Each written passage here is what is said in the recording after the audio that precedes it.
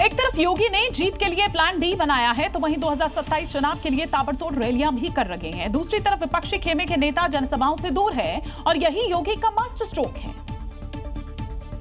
और वो खुद कमर कसकर चुनावी मैदान में उतर गए हैं। सियासी तपिश बढ़ने के साथ ही योगी रैली, विकास की सौगात के साथ जनता के मुद्दों पर एक्टिव दिख रहे हैं। अंदाजा इसी बात से लगा सकते हैं कि 45 दिनों में योगी ने 100 से ज्यादा रैलियां की है। 18 मंडलों में विकास और लॉ एंड ऑर्डर की समीक्षा का पहला चरण पूरा कर लिया है। 100 से ज्यादा विधानसभा सीटों का दौरा किया।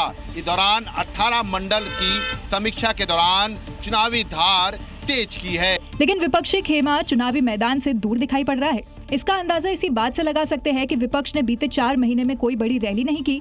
बसपा की बात करें तो आखिरी रैली अक्टूबर 2025 में हुई थी। जो एएसी और पीसी वाले नेता हैं ना, एएसी से निकलकर सिर्फ पीसी कर रहे हैं और अब तो कुर्सियां गिनने का कार्य कर रहे हैं। लेकिन योगी 100 से ज्यादा सीट कवर कर चुके हैं और 2024 लोकसभा चुनाव में हुए सियासी नुकसान को दोहराना नहीं चाहते और इसलिए यूपी में हैट्रिक वाली प्लानिंग पर काम शुरू कर दिया है।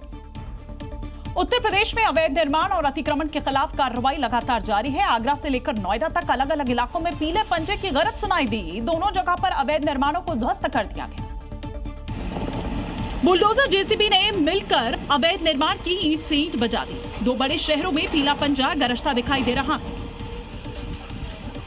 आगरा में एजीए ने अवैध निर्माणों के खिलाफ अभियान चलाया। यहां बिना परमिशन के निर्माण किए जाने पर भवन को सील कर दिया गया और करीब 5000 स्क्वायर फीट पर बन रही अवैध कॉलोनियों को भी मिट्टी में मिला दिया। उधर नोएडा के कोंडली बागर अवैध फार्म हाउसेस पर योगी का शक्तिमान बरस पड़ा। यहां करीब 7 अवैध फार्म हाउस ध्वस्त किए गए और करीब 10,000 स्क्वायर फीट जमीन को कब्जा मुक्त कराया गया। साथ ही गांव झट्टा में अवैध प्लॉटिंग के खिलाफ भी कार्रवाई की गई। यानी अवैध हो या अतिक्रमण, उत्तर प्रदेश में होगा तो शक्तिमान इसी तरह से मिट्टी में मिला देंगे। मध्य प्रदेश के धार में भोजशाला पर विवाद अभी बाकी है। ऐसा इसलिए क्योंकि सुप्रीम कोर्ट ने मुस्लिम पक्ष को जुमे की नमाज के लिए भोजशाला परिसर के पास जगह देने के निर्देश दिए थे, जिसके बाद प्रशासन ने खसरा नंबर 596 की जमीन दी थी, लेकिन अब लोगों को जमीन को पुश्तैनी बता दिया गया है। और इसी बात को लेकर स्थानीय लोगों ने जमकर हंगामा किया। एक तरफ जमीन को लेकर महिलाओं और लोगों का विरोध जारी रहा, तो दूसरी तरफ नमाजियों ने नमाज अता की। हालांकि कोर्ट का यह आदेश आंतरिक है, लेकिन लोगों का दावा है कि ये उनकी पुश्तैनी जमीन है। खेत है, परिवार है, उनको नष्ट करके वो नमाज नहीं पढ़ी जाएगी। हजारों साल हो गए, रोजी रोटी है इनकी ये वगैरह।